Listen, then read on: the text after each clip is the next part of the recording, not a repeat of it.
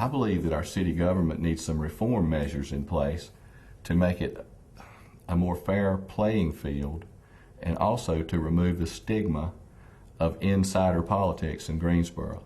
In this campaign cycle, this election cycle, I've seen some things that didn't make me very proud of our city. One thing that I'd like to work for are term limits. I think 2 terms per office is plenty. If a citizen wants to serve on the city council, as I do now, I applaud their efforts.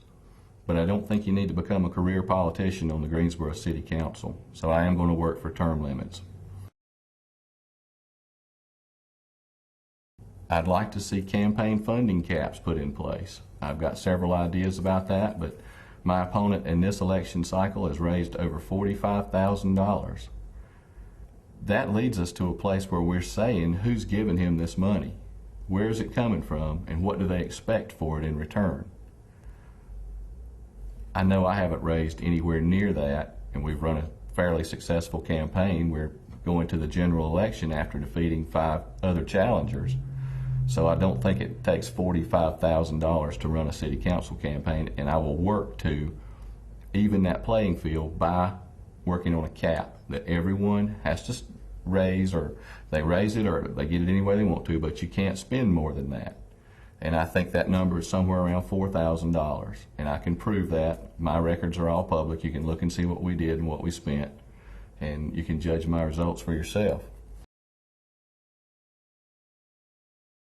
There's so much discussion right now, particularly about my opponent. He is on the zoning commission, and his campaign donations have come into question because he's leaving the zoning commission going straight to the city council.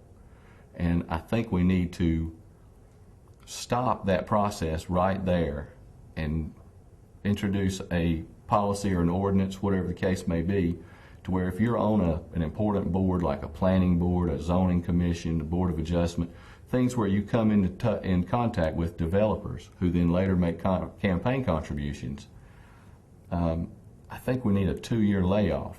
From the time that your appointment expires, you're not eligible to run for city council for 2 years. That'll do 2 things. It'll make sure that nobody's bringing any unnecessary baggage to the city council when they represent you, and it will reduce the stigma that's attached to insider politics.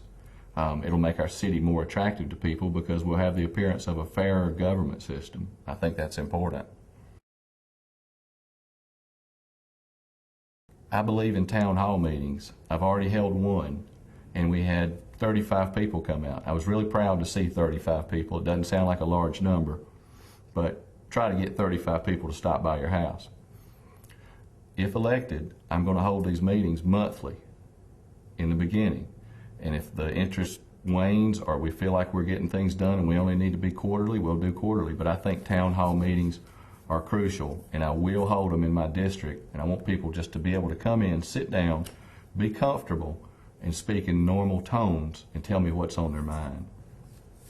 I think everything that I've spoken to you about this morning is important.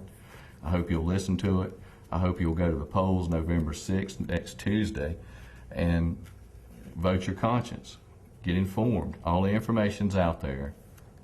Just go vote. And I hope you'll support Joe Wilson on November 6th for City Council District 3. And that's all I have to say about that.